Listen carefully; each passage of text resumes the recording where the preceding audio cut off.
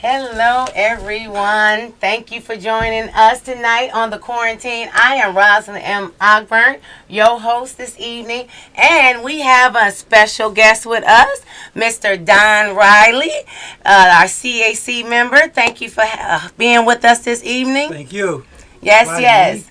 Yes, we are just going to jump right into it this evening. We want to say thank you for everyone, first of all, for tuning in on this Friday night. You could have been anyone else, right? Going out, hanging, driving down on Belle Isle, right?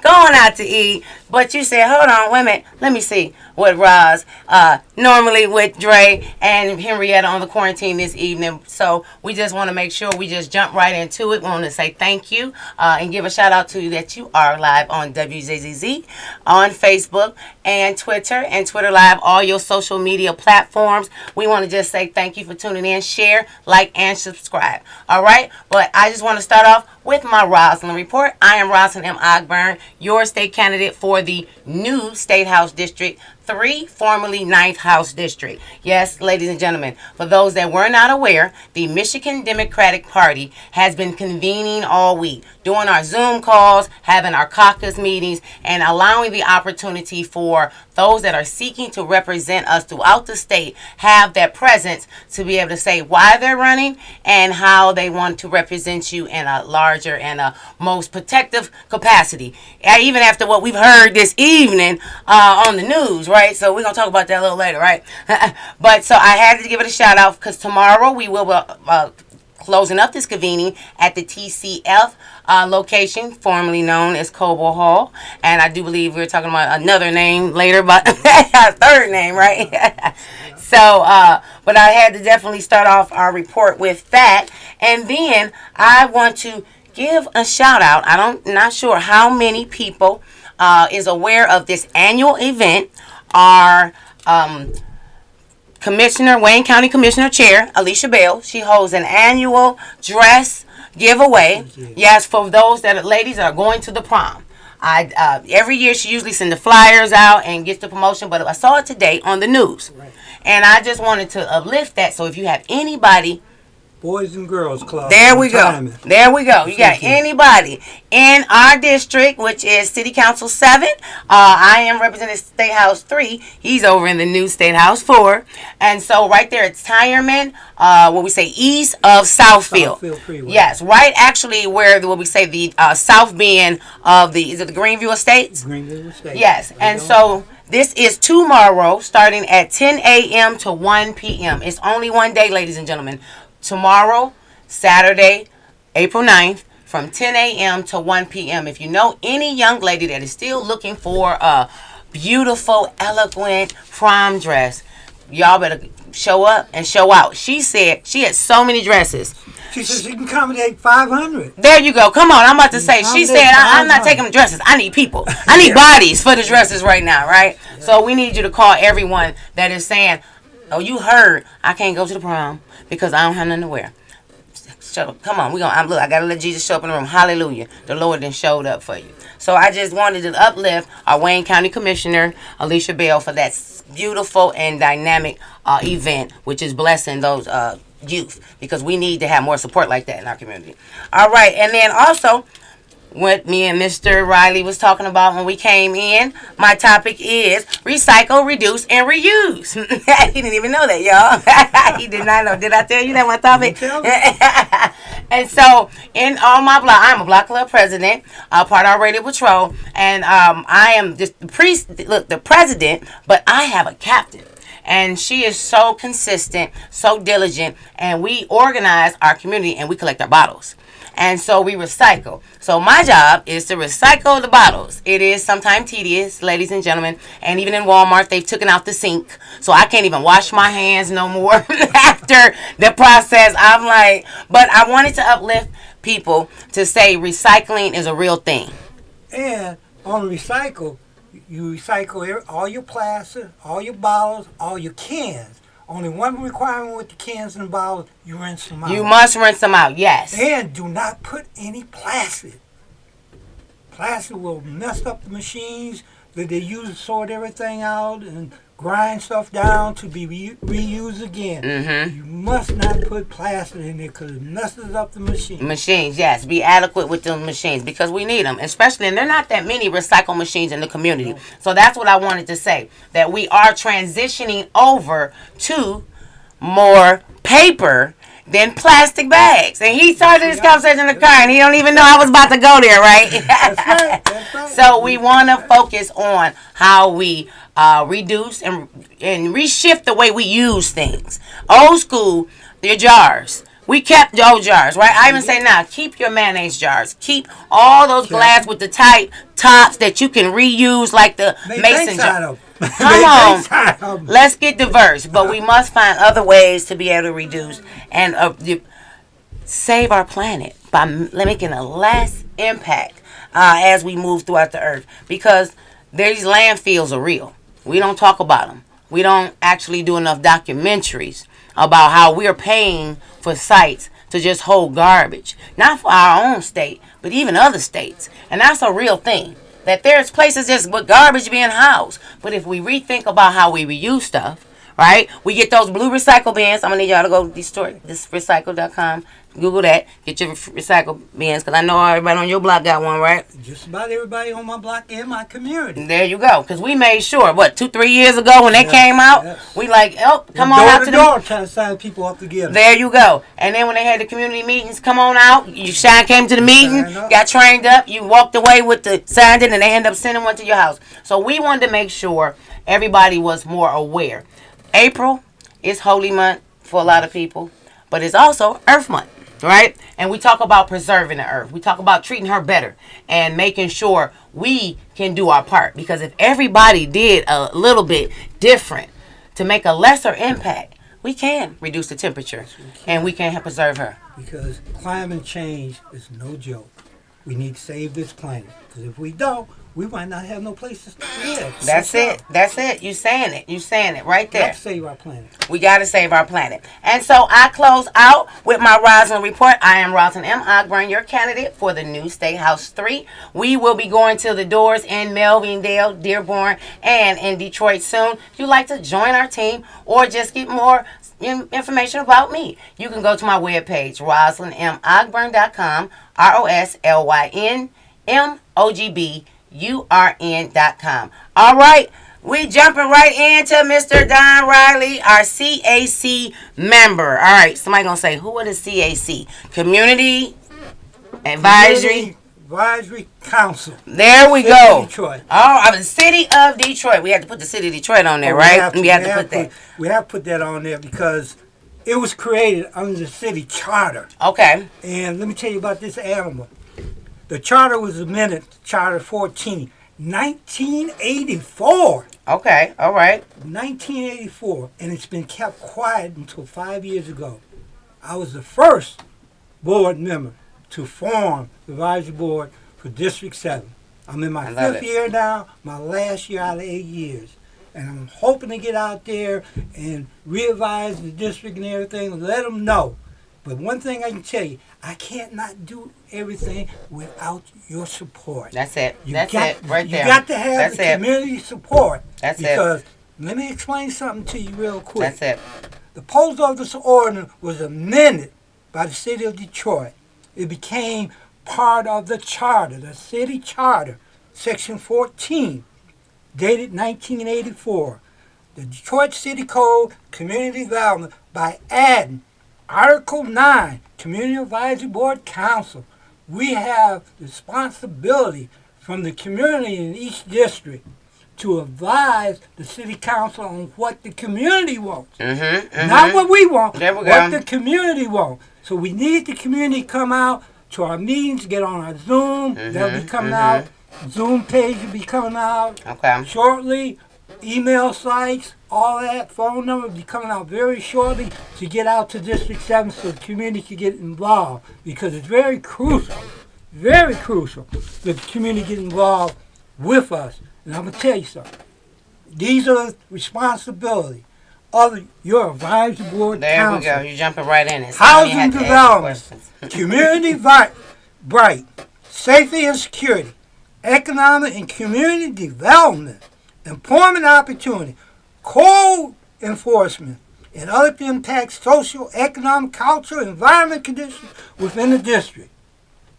That is a very long list of responsibilities that District 7, the people from District 7, voted us in as elected officials to bring these concerns that the community want to the city council. We advise the city council on what the community wants, not the other way around. The city council works for you. You don't work for the city council. That's it. You saying something They right there. work for They you. work for us. So with we all these voted them billions in. of dollars that are coming in to the city, it's the city and the community responsibility to tell the city council how to spend your money, not their money. Your money is at stake. And believe me, there's billions of dollars coming in for everything that happens throughout the city. And let me tell you something, a little known secret along with that. This was dormant for a long time. Yes, This was part of the charter put in place in 1984. And it just surfaced 5 years ago.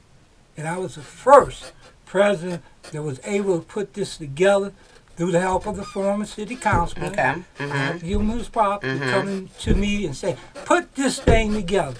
Because at the time, and I'm still president, I'm the president and CEO of We Care Community Organization. There we go. Yes, I'm glad you lifted I wear a that. lot of hats. I wear a lot of hats, and I'm proud to wear a lot of hats because I've always been a community person.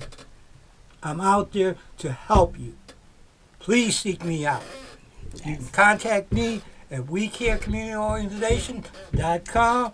I've got WeCare841 Gmail, the Gmail address. Area code 272-4282 is the phone number. Or you can contact me with my Gmail address, which is Don2 Riley, R-I-L-E-Y, at gmail.com. And my business phone number is area code 313-404-7844. Please reach out to me. I'm a very open person. I take calls, emails all day long, calls from 9 o'clock to 5 o'clock in the evening. So please reach out to me so I can get with my team and let them know what the community wants. Not what I want again, or the other 7 members of the advisory board. It's what you want as a community. Okay, and I'm loving that right there. So, like, I hope the listeners was really humming into one, that this is an elected body, right? Yes. Number 2, it's like city council, which is elected body, works and services the community. But last but not least, because this Pacific body has been dormant, y'all are fresh. Yep. Y'all are new. And it's really the time for the community to be engaged with you so they can start bringing their issues to the table with you guys, right? That's correct. So that's why I wanted to say that, all right, if there's a regular resident that's out there that's, okay, I live in District 7, how do I get engaged with you? What am I supposed to do? You can call us, email. You can come to our District 7 meetings. Okay, there we go. So we're going to have some meetings coming up. Fourth Thursday of every month. There we go. So we got meetings. Moving around through all the District 7, from one end to the middle to the other end. So information will be put out. We're getting ready to do a newsletter. Okay. We're going on Facebook. We're going on Twitter. We're going on Instagram. We're going on Nextdoor. All the media outlets, you will hear from the CAC for District 7. All right. We will be posting all our information, where we meet, what time and everything, and how to get in contact with us. But there we go. So we heard you guys will be meeting. And so we just need to be looking out for that calendar so that we can lock it in and make sure that the residents could be in that room. All right. Now, I want to make sure I got We Care, the community.com or .org? Community. It's We Care Community.org LLC. It's an LLC. There you go. I didn't want to hit sin on there yet. Okay. .org. You say community. You say .org LLC. LLC. All right. There we go. All right. I'm putting that, guys, in the and our chat. address is 15454 Joy Road. All right. One more time. One what? 15448 Joy Road. 15448 Joy Road. All right. And so, and the next question I have for you, Mr. Riley, is that now, as of course, your meetings is basically would be your first actions, right? That y'all would be moving forward. So after you guys meet, what to let a lot of listeners to understand what this next process. Just you guys meet, and so what happens next? Okay, we meet.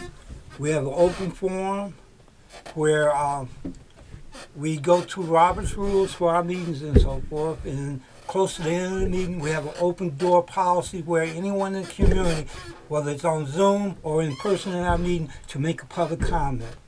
They can ask us to look into anything they want us to look in it. We sit down, we go through the information, and we discuss it. We filter it out and says, okay, this is the most important things that the community wants us to take care of. Okay. So as soon as we get that information together, we meet with the city councilman for District 7, and we meet with the city council at large. Okay. And give them the community concern, what they like to see done in the community, what they like to see come to the community. Because you have to notice that you drive around in District 7, all these abandoned buildings. Yes, the community looks like it's been forgotten. It's like a war zone almost. Yes, absolutely. I mean, there's, as they used to say about Detroit, you'll find a church, a barbershop, or a liquor store on every corner. But that's more important than just those things. We need other economical development things. Absolutely. Grocery stores. That's it. Come on. Shopping centers. That's it. We need more of this in the inner city, not the outside of the city. We need these companies to come into the inner city because we go out. I have to say it. I did it, and I still do it. We go out to the suburbs, buy clothes, buy groceries, or whatever we need. But we don't have nothing. Those same stores that we support outside our community, they need to come inside our community. Yes. Back in the day, they were inside. Anybody out there my age, remember A&P, Farmer Jack's. They were all in the community. Absolutely. They're all gone now. We have allowed, like we say, the grocery stores that we always had access to are not as, like we say, local. They're not in a walking footprint. And then also just so when we talk about that, because we know we can go deep dive, of course, about your area. And so just actually tell us where We Care area community is. You know, District 7 is large. Where it encompasses We Care the boundaries are north of Tyman, west of Schaefer, east of Greenfield, and south of Plymouth. Okay. That's a big boundary. It's a lot of homes, a lot of businesses in yes, the area. Yes. And it was formed 10 years ago. We've been profitable. We've got a large assistance that come to our meetings. And it grows and goes down since COVID-19. So we're trying to reorganize, rebuild. So I'm putting out to anyone in the community in those boundaries that want to get involved with We Care, please come out. Please come out and get in contact with us at that address. You can sign up to be a community person. You want to get involved, or you can call me. My phone number.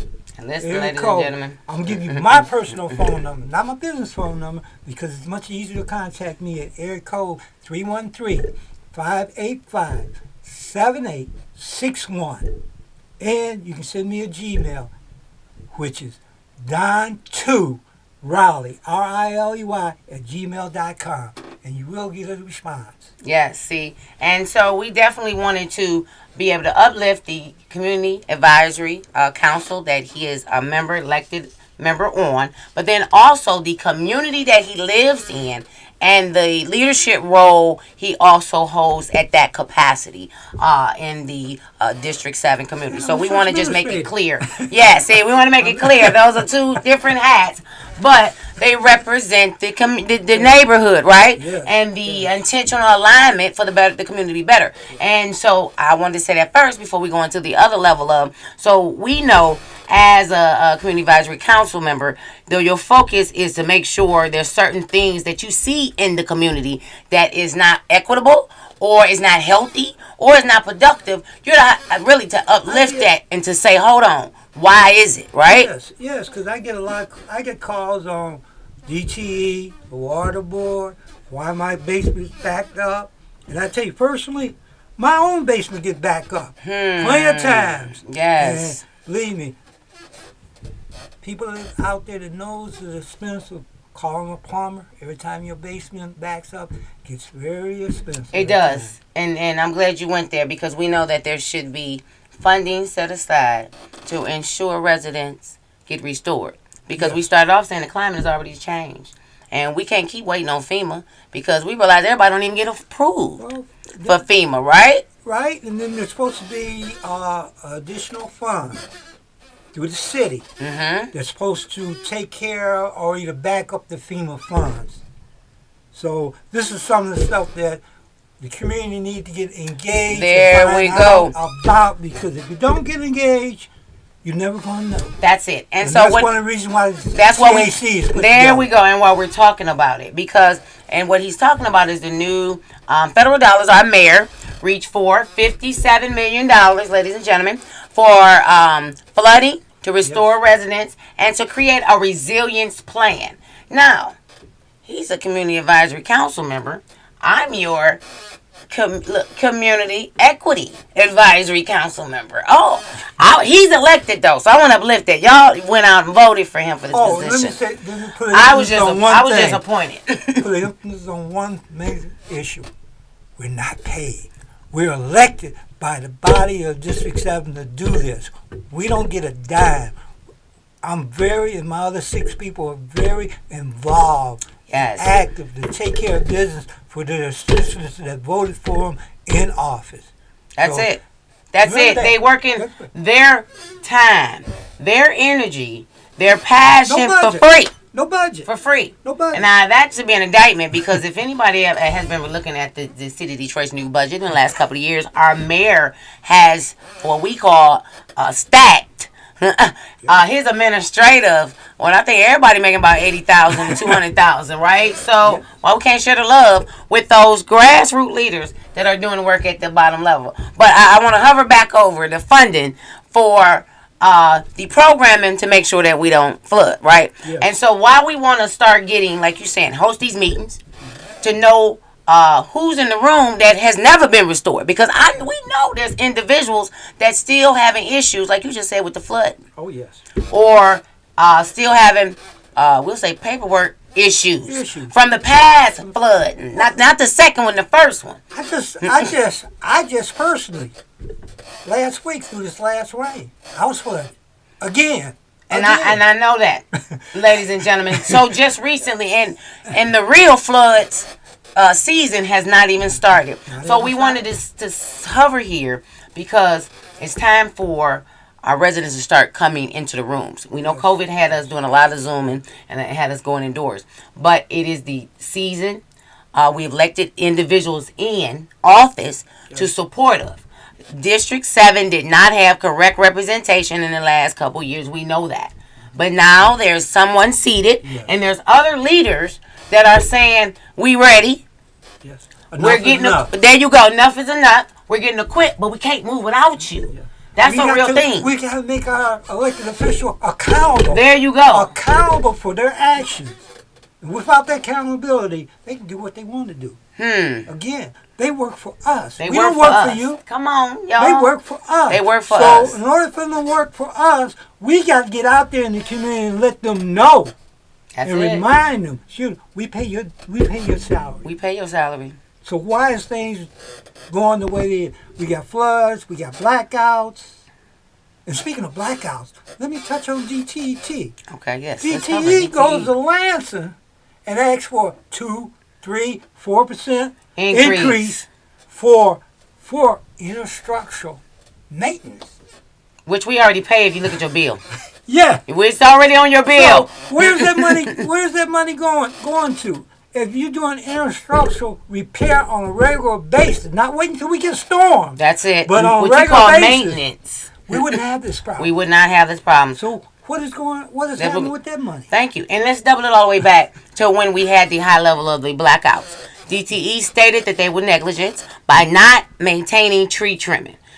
But I was like, why didn't no one ask where was the funding for the tree trimmings and what happened to it? Well, only time they come out and trim trees is after a storm. You see all these trucks show That's up it. all Afterwards, but not proactive and before. And everything else after the storm. But That's what happened to before the storm comes? That's it. That's they what stated, needs to be done. Yes, but that's what they stated, that they had been negligent, and as years went on, the funding pot they didn't add no more to the funding pot. They didn't do no more work. So right now, that's why we have a high level of funding for forestry, right? Yes. So I wanted to say that also, because as your environmentalist, we got to call our city elected and tell them about the trees in our area. Yes. That's another thing. Let's not wait. So if you see a dead tree every time the wind blow, branches and debris about hitting your car, let's call them. Well, the city just started a program. Come on, let's talk about it. To clean the black alleys. Yes. In the city. Which we call it just being negligent because these alleys supposed to be clean. Yeah, supposed to be clean. I mean, years ago they had a program where the back alleys were closed by the residents on both sides. And they could claim half of the alley on each side. There you go. But everybody didn't get gates. Yes. So the city was still responsible for doing the alley, although all the garbage picked up is in the streets. Absolutely. In front of your house. But the city's still responsible for your alley. Yes, they are. You know why? Because the main drain is there and they own that pole. Yes. That's it. And what's what we're saying? A lot of residents don't know that. Right? That the level of what the city is accountable for. New trucks. Brought new trucks, a fleet of new trucks to clean out the sewer drains and everything. But the city asks you, as a resident, to go out in the inclement weather and clean your drains out that might not even be in front of your house, 2 doors down and so forth. But the city asks you to go out and clean them, and when they have the equipment, it's their responsibility. Yes, it is. It is. And I'm so happy you went there. I just asked recently for the schedule for our street cleaners. You ready? I just saw it today in my email. My council didn't send it to me, even though she did tell me it was scheduled twice a year. It started in April and it ends in November. But the ombudsman end up sending that out on his flyers. I said, oh, okay. Now, y'all ready? Do you know how we pay? Or how the service of the streets are being cleaned? So if you're a homeowner, you pay for your waste and your garbage to be picked up in front of your home at $240, or if you're a senior, I gotta look at that. Or if you're a senior for $120. That's where your street cleaning fee comes out of. Yes. I said that's good to know. Yes. Because guess what? Based on our service of part of this, we need to see how much money is really being allocated. Because to me, twice a year is not enough. No, it's not. It's not. It's not enough for that street cleaner to come out. And then we want to know how many street cleaners do we have? We need to know the capacity because, just like you said about new trucks, do we need to purchase new street cleaners? These are things the residents could be asking. I seen 2 new trucks 2 years ago come out on Sunday to clean the street. That's big time overtime. Ain't seen them since. 2 years ago, I ain't seen them since. And what did you just identify? That there was a level of inspection that they were so far back on. Yes. It wasn't talking about doing this Monday. This had to be done like yesterday. So we want to just pause and give shout out to all our Facebook viewers. Hello, Miss Thompson. Hello, Tiffany. My cousin Tiff tuning in. Hello, Dre. Tuning in. And yes, we wonder, it's a damn shame. Wonder if the county can help clean these streets. Exactly. Bringing our county commissioners in the room with that conversation. And I also want to just say thank you for those that are tuning in to the quarantine on WJZZ Live Cool TV. We are streaming on all your social media platforms.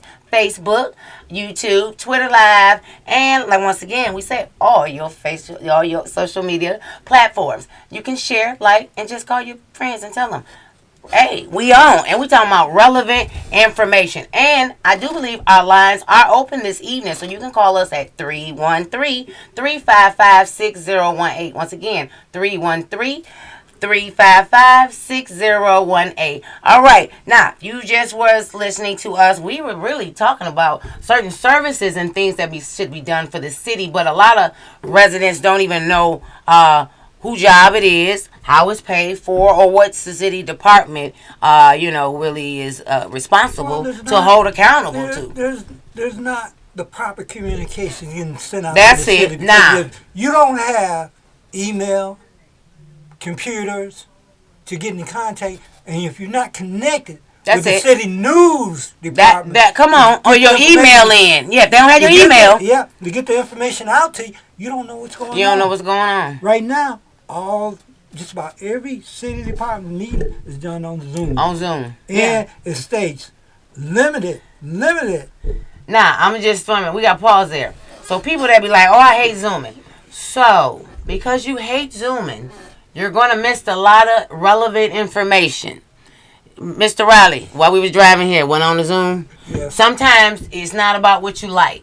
It's about how the information is How the being information is delivered. given out. And it's very crucial for us right now to know the information.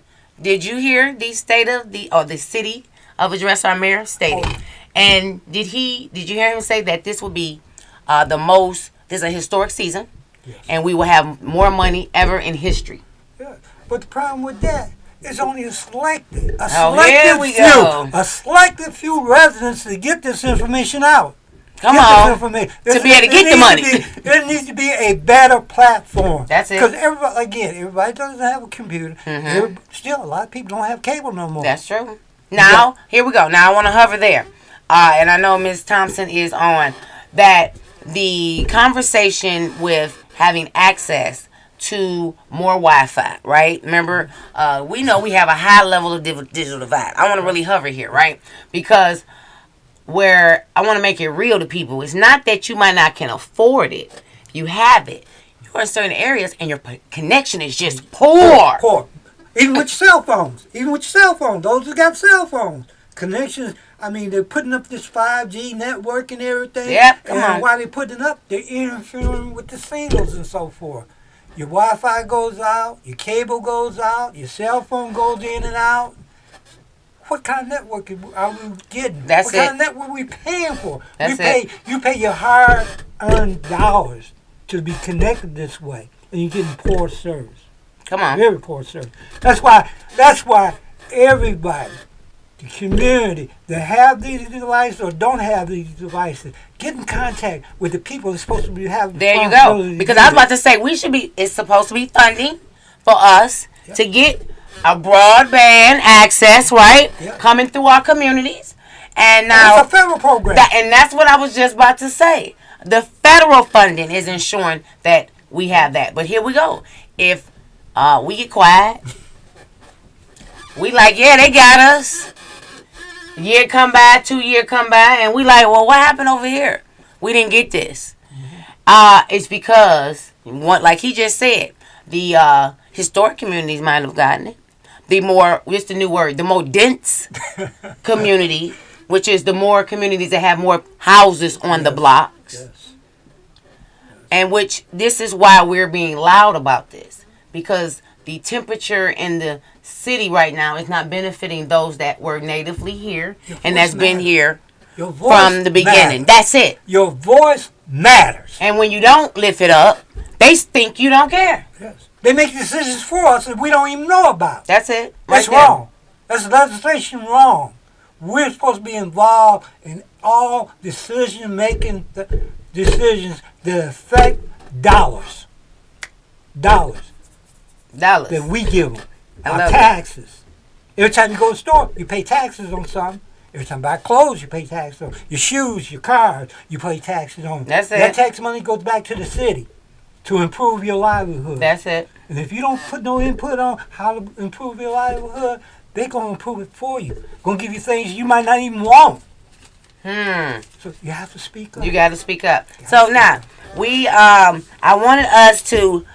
to close out on that convo because I know I wanted to touch base with the, for those that didn't see the news this evening, wanted to hover real quick over the verdict concerning our governor.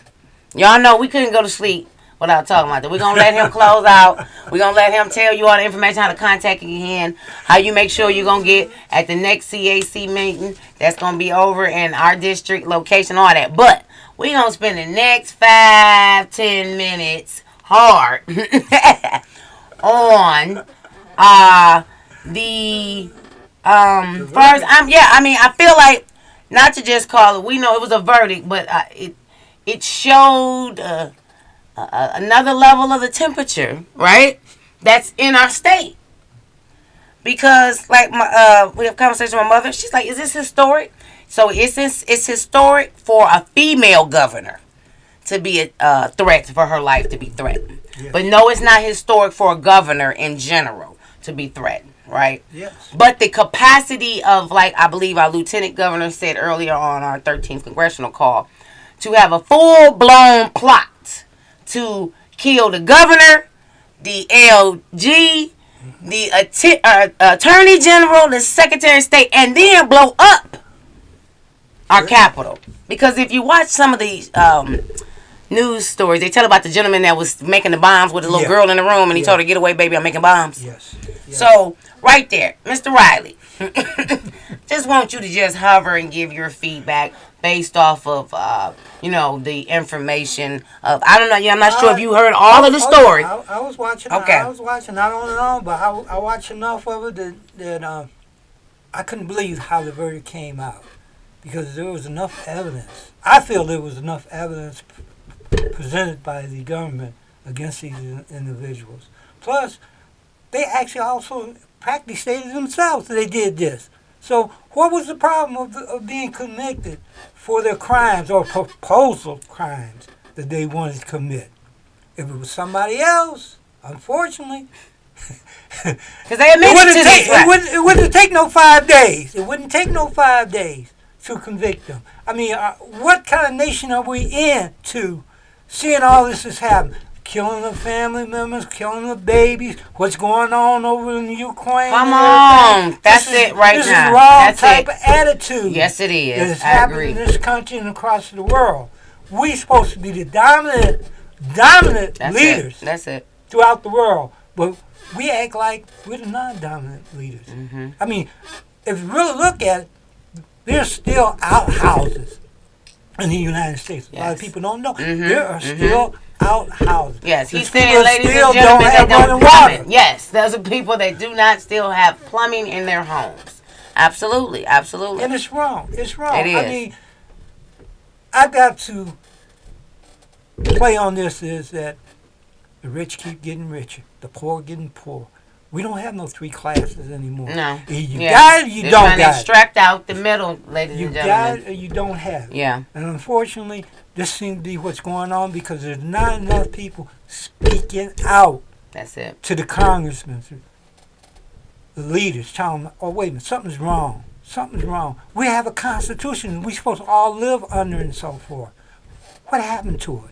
Yeah. What really happened to it? And I have to tell you, I praise and respect the Republicans that voted for our new Supreme Court. There we go. You know I was going to let. Shout. There we go. We got to give a shout out to our new that made history. First black Supreme Court Justice Ketanji Brown Jackson. Woo! Yes. Thank you. I was going to go there. That made history. Yes, it did. Yes, it did. And so, country. and like you're saying, and that's the additional, like we say, gleam of sunshine we get to have access to, right? Yes. Because we know the bull they took her through, and she showed her integrity. Yeah. She showed her poise. Cool. Her poise and everything was cool. She answered questions very calmly and everything, very direct and so forth. They didn't pull. They couldn't shake it. As we say, pull us off our square. That's it. She stayed on her square. She stayed on point. And then, even when they threw questions that we saw, that threw her off a little bit. Like, did they really just ask me this, right? You saw her demeanor. I'll say, all right, let me shake this off and continue to move forward because I got this on lock. Because she was born for this, right? Yes, but also giving us, like I say, that ray of sunshine when we get this piece of this cloud that we got at the evening, right? That they would actually still let an individual walk away that know that they still had a active participation and had basically said that they were completely involved. Yes. This opened up the door where there won't be no more, or try not to be no more old boys school, as they say. in Yeah, this see, country. yeah, no, but that's what I was about to say. That's what we just saw. That's what it is. The old boys, that good boys go club, whatever that is, right? Yeah. That the attorney showed up for them, and this is another reason why it's important for us to have representation. Yes. Why do black and brown individuals usually get locked up quicker? Because we don't have representation. Everybody had had an attorney there, right? Yes. See, so they were they were actually had representation to be defended, to be able to not get. Some of the people didn't even get any time, and so now we do know that were some that were locked up. Those first individuals that totally, what we said, said I did it, Yes, and then yeah. and then wait for no attorney, right? So Well, we even got in our own culture and so forth because I'm a product of the prison system. I was a prison officer, hearing investigator, and grievance coordinator, and I didn't go along with a lot of things that were happening in the prison system because if you look at now what's going on, a lot of convictions are being overturned. that's it. Overturned, and we're spending thousands of dollars Thousands to pay of those dollars people. for these pay these Pay these attorneys. people. Yeah. But I'm sorry, I have to say something. Our prosecutor office need to be looked at since That's we're spending all it. this That's money. it. That's Since we're it. spending all We this need to money. know our attorneys, and I'm glad you even made that transition. And we need to know our judges. Yes. Right now, they're up for the Third Circuit judges. Right. Right now, we also are up for our Supreme Court judges. I gotta throw it out. Bernstein and Bolden. Bernstein and Bolden. Kara Bolden is running for the Supreme Court judge right now. So I got to give it out there. Well, she would be our first black Well, I have to Supreme put out- Court I have judge, to ladies put and out- I gentlemen. have She's to elected. put out there that something that we do as a community, we vote for name brand names. Yeah, and we got to work on People that's been in office, their daughter, their son yeah. carries their name, and periodically they run on their daddy or mama's name to get Yes. in office. Yes, don't we've have no, seen that. They have no proven record, so we have to hold them accountable. That is we true. really have to hold them accountable and vote for newcomers.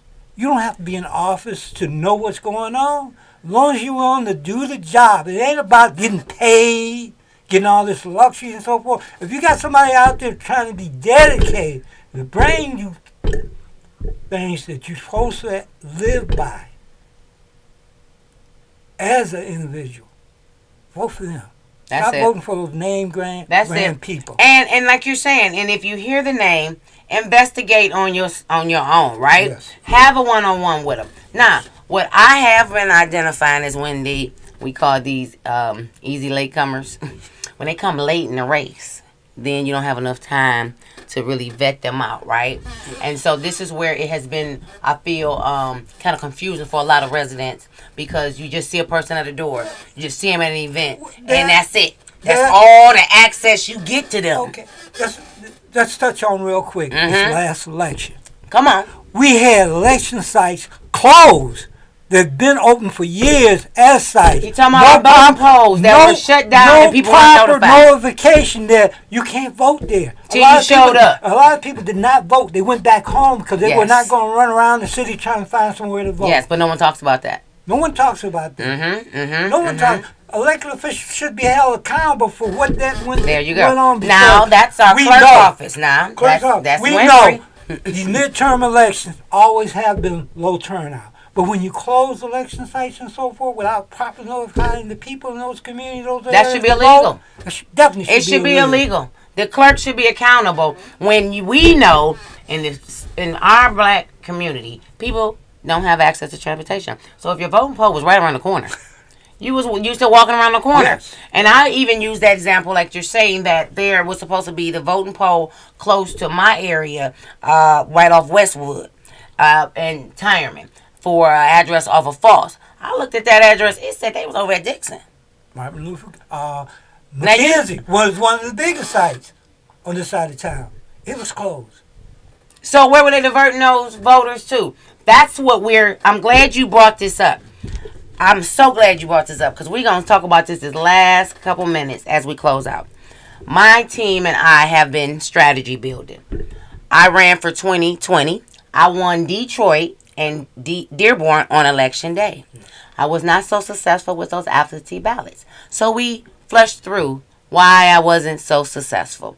One of them, we identified that they were a law that was put in place that if the ballots did not come into the actual processing format or location, which I think the TCF or whatever, by August 4th at 4 p.m., they didn't count. It wasn't counted. So that's a batch of, they said that was 10,000 plus ballots discarded, right? Now, we know also, we were also having high level of voter suppression with our absentee ballots. Yes.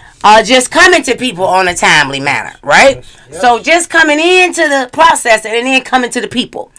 But within this last cycle, here we go, for last year for our local, he uplifted it. One, you had individuals that did not know where to go. Yes. Number two, they were also confused about when you received your absentee ballot, filled out, and then they tried to go to the actual voting precinct.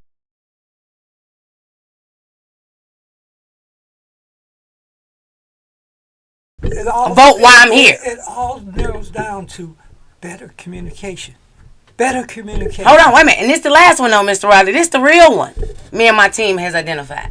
And a lot of my close members know I'm about to go here. At the end of the night, your voting precincts must balance Yes. out with your machine tabulator and with your computer. Yes. All right? That person that sit at the computer, they log you in. At the end of the night, you get a printout with a number. The big tabulator that you put your little sticker from, they get a little thing, you put it in there, that got a number too. Yes. If they don't balance out, you're not able to close. And guess what? If you can't close and balance, all those votes go for naught and they do not get counted. And so I identified multiple precincts did not close. People got out and voted, but your ballots never got casted or counted because the precincts did not close out. So lack of being educated how to balance out of our precincts. Well, listen, how can you police yourself? There should be a committee formed to police everything. Our election department. Now, Denzel McCampbell ran. Our Lieutenant Governor Garner ran on securing the vote, creating a ticket to make sure I know my ballot went in. I know I was counted. Correct. So we still don't even know when our votes are counted. Yes. We don't have a tracking system. So, like you saying, but how can we hold our current clerk accountable when we can't go backwards and go pull none of this information? Now we remember and we can look at it, but why can't we move forward now to say, hold on, like you just said, a week, 2 weeks to count the absentee ballot. Come on, why you need that long when the absentee ballots are already in office? There you go. Before the election is being held, the absentee ballots are already in office. Why does it take a week to 2 weeks to count those absentee ballots? Yes, and the write-ins. Remember, Yes, I think we got a 2-week process for the write-in candidates to be able to get that information. And so my real pushback, and I want to throw it out for all the listeners and those at the higher levels. I believe we need to make sure we are more educated and we're more trained about all of the process. And then the transparency. When we have our actual precincts, there should be people from the clerk there supervising, asking to make sure, are you okay? Yes. When they get ready to close out, pop up at the end of the night, are you good? Are your numbers balancing? Do you need any help? Because we can't let it not balance. Because if you don't balance, all these votes don't get counted. Yeah, something's wrong because now they implemented where you got to show ID in order to get a ballot. You got to show ID. Your seniors are supposed to match and so you go through all this additional procedure. voter suppression then laws all they of a just sudden put in the place. vote don't count because it wasn't registered properly. There we go. Why we and do all these changes? I'm not. So we pushing everybody to get ID. We got enough time, ladies and gentlemen. Make sure everyone has ID, right? But and the city hands out free ID. And I was just about to say that, but I want to say, and here we go. And this is why we bring our real selves into the room, because I'm not even gonna throw it out there. But one of the state's reps said, I left without my ID the other day. And if people know, my ID is clipped on my purse. If I run out without my purse, you sometime may not have an ID, right? So we have to be more cognitive, though, of what we need to do when we getting ready to go on these ballot boxes, because we understand that they are suppressing us. They have created, I think it was like 600 bills that was in voting rights, voting right created. Out. We do the voting right to their benefit, other people's benefit, not to the people. There we go. These bills were put, like you say, the protective bills were put in place for us to have access to get our voice heard. But now the suppression bills were put in position because they realized we came out. We was coming out to vote. Yep. We came out. They saw those numbers, right? So then we ain't gonna throw his name out there, start spreading lies, right? Saying that, oh, if anything in Detroit is bad, you know it's corrupt. So that was another lie, right? To put some stain on our city. But what I want to do and challenge us tonight before we close out, we gonna vote and turn out on this August primary like it's a general election. Yes. Watch this. Yes. Watch we show them, because you tried to come at our governor on some bull crap. Watch we come out and show out as a Democratic Party like never before. And the reparations bills. This is what I was gonna say. It's time to be restored. So I'm gonna pass that over to you. They created a committee. Okay. And it hasn't went no further than that. Yes, our task force that we voted for. The task force has not met as a whole to discuss all this. Then, not only refers, but look at the property taxes. Yes. It was already said that we pay more property taxes than anybody, and we got money coming back for being reimbursed. But no, they don't want to give the money back to There us. You go. They want to say it's a credit. Yeah, they want to try. They offering a credit or something like that. But we say the credit don't work for people that don't have homes. People that lost their home. And the Wayne County Treasurer, he put a mortuary on yes, tax he put a moratorium, to 2023. That was a good thing. Yes. That was a good thing. Yes. But all those that have lost their homes in the past have not been confiscated. Absolutely. For the problems where they hadn't, we say content, full houses gone, families destroyed. And I even going to go down the moratorium. You know why he had to do a moratorium? Because he can't put people out. He can't sell homes with people up. I keep saying, I'm Roslyn M. Awkward. I don't throw this out here. I'm the housing warrior. I shut down I'm the first one with my team with Detroit Act to shut down Wayne County Treasurer. The treasurer is a city bank. Wayne County gets its money from property taxes, ladies and gentlemen. We shut down the city because you're not going to put out the city. The city is its residents.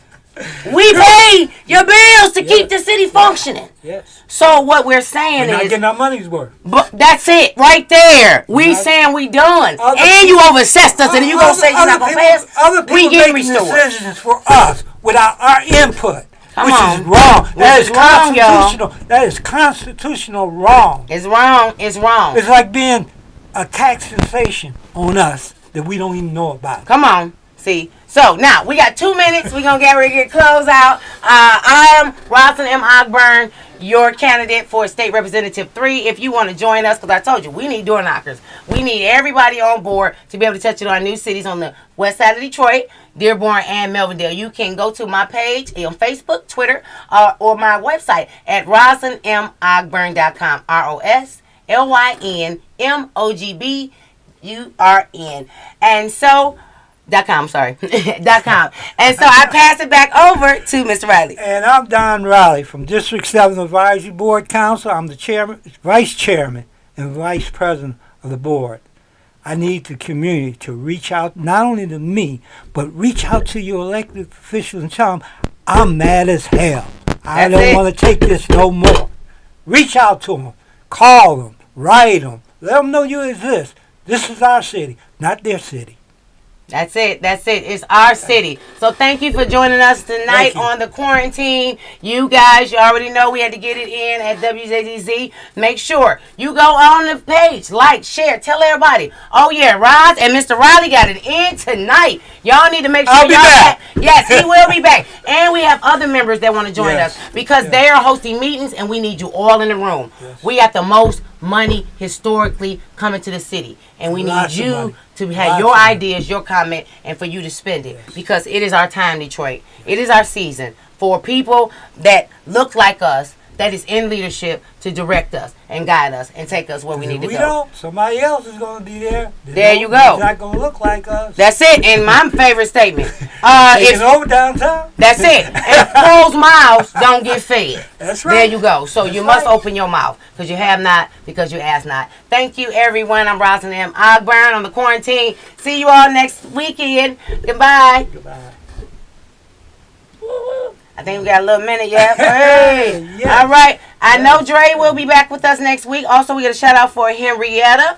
And also, I forgot to even shout it out for our new map for our congressional leader, Rashida Tlaib. So we will be at the convention tomorrow at the TCF. Starts at 12:30. And I do believe the gets credentializing, and then we'll have the event starting at 2:30. Can I give a real quick information out that District 7 is the largest district in the city of residents. We're the largest, but they act like we're the poorest district. If you look at everything that's happening around the other districts compared to District 7, you think we're in a war zone completely, and we're not.